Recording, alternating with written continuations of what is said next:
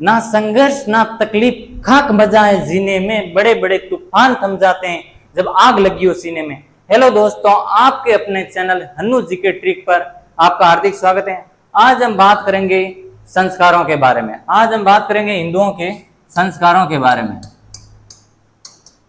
संस्कारों के बारे में हिंदुओं के संस्कार हैं 16 संस्कारों की एक जादुई ट्रिक की तरह आज हम पढ़ेंगे। संस्कार कितना है? 16। उसकी भी एक जादुई ट्रिक। आज हम ट्रिक की बात करते हैं। उस ट्रिक की बात में ट्रिक है कि गप्पू सीजा की नानी के पास अचूक विद्या है जो उपनयन वेद के समान विवाह अंत्येष्टि। ट्रिक क्या है कि गप्पू सीजा की नानी के पास, ट्रिक है गप्पू सीजा की नानी के पास अचूक विद्या है। गप्पू सीजा की नानी के पास, गप्पू सीजा की नानी के पास अचूक विद्या। गप्पू सीजा की नानी के पास अचूक विद्या है। नानी के पास कैसी विद्या है? अचूक विद्या है जो उपनयन वेद के समान अचूक विद्या है। अचूक विद्या है जो उपनयन वेद के समान विवाह अंत्येष्टि है। जो उपनयन वेद के समान, उपनयन वेद के समान विवाह अंत्येष्टि है। उपनयन वेद के समान क्या है? विवाह अंत्येष्टि। विवाह अंत्येष्टि, विवाह अंत्येष्टि हैं, विवाह अंत्येष्टि हैं। ये दोस्तों हमारी ट्रिक है। गप्पू सीजा की नानी के पास अचूक विद्या है जो उपनयन वेद के समान विवाह अंत्येष्टि है। इसमें सारे संस्कार एक साथ 16 संस्कार हमारे क्लियर होते हैं। अब एक एक संस्कारों के बारे में बात करते हैं। प्रथम संस्कार है हमारा, वो कौन सा है? गर्भाधान संस्कार। प्रथम संस्कार कौन सा है? गर्भाधान संस्कार। गर्भाधान संस्कार को ऋतु संगम संस्कार भी कहते हैं। गर्भाधान संस्कार हिंदुओं का प्रथम संस्कार है। गर्भाधान संस्कार कौन सा? हिंदुओं का प्रथम संस्कार। हिंदुओं का प्रथम संस्कार कौन सा है? गर्भाधान संस्कार। ये जब बच्चे के गर्भ में आने के लिए जो संस्कार किया जाता है उसे गर्भाधान संस्कार कहते हैं। इसे मेवाड़ में इसे बद्दूरात संस्कार कहते हैं। मेवाड़ में इसे कौन सा संस्कार कहते हैं? बद्दूरात संस्कार। बद्दूरात संस्कार। अब दूसरे संस्कार के बारे में बात करते हैं। दूसरा संस्कार है हमारा पुष्पवंश संस्कार। दूसरा संस्कार कौन सा है? पुष्पवंश संस्कार। पुष्पवंश संस्कार जब पुत्र गर्भ में दूसरे या तीसरे या चौथे महीने का हो जाता है, जब देवताओं से उसे पुत्र प्राप्ति के लिए मतलब प्रार्थना की जाती है, उसे पुष्पवंश संस्कार कहते हैं। जैसे पुत्र का आकर्षण होता है ना, वो अपनी माँ के प्रति ज्यादा होता है, और पुत्री का आकर्षण होता है वो अपने पिता के प्रति आकर्षण ज्यादा होता है। इसलिए माता चाहती है कि मेरे लिए पुत्र हो और पिता चाहता है कि मेरे लिए पुत्री हो। तो भगवान भी इस स्थिति में टापाचूक हो जाते हैं, इसको यार लड़की दे या लड़का दे। तो इसमें इस स्थिति में भगवान बीच वाली सिचुएशन अपनाता है। ये कौन सा है? पुष्पवंश संस्कार। तीसरे संस्कार के बारे में बात करते हैं, वो कौन सा है? सीमांतोनयन संस्कार।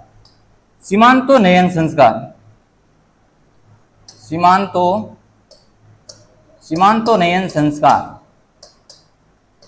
जब बच्चा गर्भ में 6-7 महीने का हो जाता है तो उसे अमंगलकारी शक्तियों से बचाने के लिए जो संस्कार किया जाता है, जो अमंगलकारी शक्तियां उसे बचाने के लिए जो अमंगलकारी शक्तियां उसे बचाने के लिए जो संस्कार किया जाता है उसे सीमांतोनयन का संस्कार कहा जाता है। ये 3 संस्कार हैं जो जन्म के पूर्व किए जाते हैं। 3 संस्कार है जो जन्म के पूर्व किए जाते हैं। कौन कौन से? प्रथम संस्कार है गर्भाधान संस्कार, और दूसरा संस्कार कौन सा है? पुष्पवंश संस्कार। पुष्पवंश संस्कार जब बच्चा गर्भ में 3 या 4 महीने का हो जाता है तब उसे देवताओं से पूजा की जाती है कि मेरे लिए पुत्र प्राप्ति हो। और तीसरा संस्कार आता है सीमांतोनयन संस्कार। सीमांतोनयन। अब चौथा संस्कार कौन सा आता है? जात कर्म का संस्कार। चौथा संस्कार आता है जात कर्म का संस्कार। जब बच्चे के जन्म लेते ही जो घूंटी पिलाई जाती है, जब बच्चा जन्म लेता है उसे घूंटी पिलाई जाती है। जैसे हमारे मारवाड़ी भाषा में कहते हैं उसे गल घूंटी घूंटी पिलाई। जैसे मारवाड़ी भाषा में क्या कहते हैं? गल घूंटी। गल घोटी। जैसे उसका व्यवहार, जैसे कहते हैं ना कि ये तो दादा पर गया है, दादी पर गया है, ये तो बुआ पर गया है, उसे कहते हैं गलगोटी। जैसे किसी का चिड़चिड़ा स्वभाव होता है, जब बच्चे का जन्म होता है तो कहीं इससे यार दूर रखो, कहीं इसका स्वभाव मेरे बच्चे के अंदर ना आ जाए, उसे कौन सा संस्कार कहते हैं? जात कर्म संस्कार। और 5वें नंबर पे संस्कार कौन सा आता है? नामकरण का संस्कार। नामकरण का संस्कार, बच्चे के जन्म लेते ही 10वें 11वें दिन उसका नामकरण किया जाता है, उसे नामकरण संस्कार कहते हैं। आजकल वर्तमान में तो अलग ही ट्रेंड चल रहा है। जब किसी बच्चे का जन्म होता है तो स्टेटस और इंस्टाग्राम फेसबुक पे यही स्टोरी लगाते हैं कि आप सभी के आशीर्वाद से हमें पुत्र प्राप्ति हुई है। उसको पता नहीं मैं क्या लिख रहा हूँ, बाद में कमेंट देखते, कमेंट भी ऐसे ही लाते हैं, लिखे होते हैं कि हम सभी का आशीर्वाद आपके अंत तक बना रहेगा। उसको बाद में पता चलता है कि मैंने क्या लिखा, पता ही नहीं चल रहा है यार। आजकल तो लोग किस स्थिति, कौन सी मानसिक स्थिति उनकी ठीक नहीं है कि आप सभी के आशीर्वाद से हमें पुत्र प्राप्ति हुई है। कमेंट भी ऐसे आएंगे, हम सभी आपके अंत तक साथ में बने रहेंगे। ये कौन सा संस्कार हो गया? नामकरण का संस्कार। और आगे आता है निष्क्रमण का संस्कार। निष्क्रमण का संस्कार, जब बच्चा 2 या 3 महीने का हो जाता है, जब बच्चा 2 या 3 महीने का हो जाता है, उससे पहली बार घर से बाहर निकाला जाता है, उसे सूर्य और चांद के दर्शन करवाए जाते हैं, उसे प्रकृति के दर्शन करवाए जाते हैं। उसे कौन सा संस्कार कहते हैं? निष्क्रमण का संस्कार। निष्क्रमण का संस्कार कौन सा? पहला कौन सा था? गर्भाधान संस्कार। दूसरा कौन सा था? पुष्पवंश संस्कार। तीसरा कौन सा था? सीमांतोन्नयन संस्कार। और चौथा कौन सा था? जात कर्म का संस्कार। 5वां कौन सा था? नामकरण का संस्कार। और छठा कौन सा है? निष्क्रमण का संस्कार। और 7वां कौन सा है? अन्नप्राशन का संस्कार। 7वां कौन सा है? अन्नप्राशन का संस्कार। अन्नप्राशन का संस्कार, जब बच्चा 5 या 6 महीने का हो जाता है, जब बच्चा 5 या 6 महीने का हो जाता है तो उसे पहली बार अन्न खिलाया जाता है, उसे अन्नप्राशन का संस्कार कहते हैं। आजकल जैसे वर्तमान की बात करें हम, जब बच्चा 2 महीने का होता है तब उसके माता जी जैसे पिज्जा, बर्गर, मोमोज ऐसे ऑनलाइन शॉपिंग पर ऑर्डर करते हैं, तब बच्चा उस स्वभाव का होगा, चिड़चिड़ा, चटपटे स्वभाव, चटपटे खाते हैं तो बच्चा उस चटपटे की तरह हो जाता है। अन्नप्राशन का संस्कार, जब हमारे मारवाड़ की बात करें तो बच्चा 3-3 साल तक माँ का दूध पीना नहीं छोड़ता था, उससे जबरदस्ती नीम का लेप लगा के दूध छुड़ाया जाता। तब कभी कहते हैं हमारे मारवाड़ कि माँ का दूध पिया तो आ मुझसे भीड़, ये होती है माँ के दूध में ताकत। अब बात करते हैं 8वें नंबर पे संस्कार। 8वें नंबर पे संस्कार कौन सा आता है? चूड़ाक्रम का संस्कार। कौन सा संस्कार आता है? चूड़ाक्रम, जिसे कौन सा कहते हैं? उसे झड़ूला संस्कार कहते हैं। जब बच्चा, उसे कौन? चूड़ाक्रम संस्कार। चूड़ाक्रम संस्कार या झड़ूला संस्कार, जब 2 या 3 वर्ष में बच्चे का पहली बार मुंडन किया जाता है, जब 2 या 3 वर्ष में बच्चे का पहली बार मुंडन किया जाता है, उसे चूड़ाक्रम या झड़ूला संस्कार कहते हैं। अब 9वें नंबर पे संस्कार कौन सा आएगा? करण भेद संस्कार। 9वें नंबर पे संस्कार कौन सा आएगा? करण भेद संस्कार। जब बच्चे के पहली बार, जब बच्चा 5 या 6 साल का हो जाता है, जब बच्चा, 9वें नंबर पे कौन सा है? करण भेद संस्कार। करण भेद संस्कार, जब बच्चा 5 या 6 साल का हो जाता है तो जब सोनार उनके घर आता है, पहली बार कान बिंदे जाते हैं, उसे कौन सा संस्कार कहते हैं? करण भेद का संस्कार। और 10वें नंबर पे कौन सा संस्कार आता है? विद्यारंभ का संस्कार।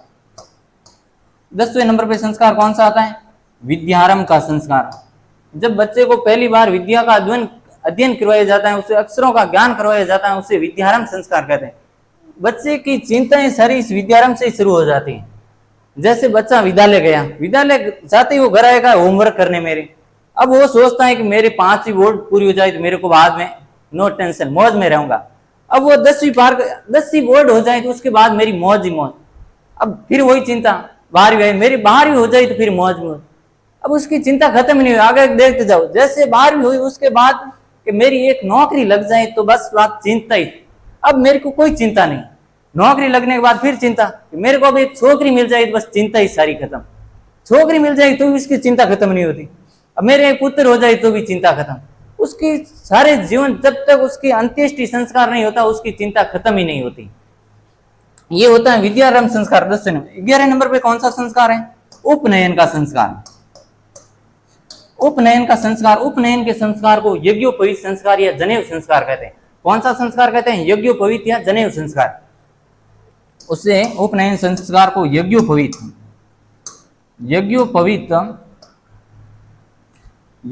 या जनेऊ संस्कार कहते हैं। कौन सा संस्कार कहते हैं? यज्ञोपवीत या जनेऊ संस्कार। जनेऊ संस्कार जब बच्चा 5 या 6 साल का हो जाता है, जब बच्चा 5 या 6 साल का हो जाता है, उसे पहली बार गुरु के पास शिक्षा प्राप्त करने के लिए भेजा जाता है। पहली बार गुरु के पास जब शिक्षा प्राप्त करने के लिए भेजा जाता है, उसे अब उपनयन का संस्कार कहते हैं। ये सर्व महत्वपूर्ण, ये इंपॉर्टेंट क्वेश्चन है। ज्यादातर संस्कारों में से यहाँ से सवाल बनता है। सवाल क्या बनता है? जब पहली बार गुरु के पास शिक्षा प्राप्त करने के लिए शिष्य को भेजा जाता है, उसे कौन सा संस्कार कहते हैं? उपनयन का संस्कार। ये करण भेद का संस्कार हो गया। जब बच्चा 5 या 6 साल का होता है तो पहली बार कान बीजे जाते हैं। करण भेद के संस्कार बात आ जाए विद्यारंभ का संस्कार। विद्यारंभ संस्कार के बारे में कौन सा आता है? उपनयन का संस्कार। उपनयन संस्कार होने के बाद हमारे पास बाद में कौन सा आता है? वेदारंभ का संस्कार। वेदारंभ का संस्कार, जब शिष्य को वेदों का अध्ययन करवाया जाता है, उसे वेदारंभ संस्कार कहते हैं। जब शिष्यों को वेदों का अध्ययन करवाया जाता है, जब गुरु शिष्य को वेदों का अध्ययन करवाता है, उसे वेदारंभ संस्कार कहते हैं। वेदारंभ संस्कार के बाद में आता है केशांत संस्कार। उसे कौन सा संस्कार आता है? केशांत संस्कार। केशांत संस्कार को गोदान संस्कार भी कहते हैं। ये गोदान उपन्यास है। आपको पता होगा हिंदी साहित्य में महत्वपूर्ण कवि होते हैं, उनका नाम है मुंशी प्रेमचंद। उनका नाम क्या है? मुंशी प्रेमचंद का ये उपन्यास है गोदान। अब केशांत संस्कार के बारे में बात करते हैं। जब बच्चे के पहली बार दाढ़ी में मूंछ काटे जाते हैं, उसे ब्रह्मचर्य का पालन करवाना सिखाया जाता है, उसे केशांत संस्कार कहते हैं। आजकल के वर्तमान में बच्चों को पता ही नहीं है कि ब्रह्मचर्य का पालन होता क्या है। ये होता है केशांत संस्कार। जब बच्चे का पहली बार दाढ़ी या मूंछ काटे जाते हैं, उसे कहते हैं केशांत संस्कार। केशांत संस्कार के बाद में कौन सा आता है? समावर्तन का संस्कार। केशांत संस्कार के बारे में बाद में कौन सा आता है? समावर्तन का संस्कार।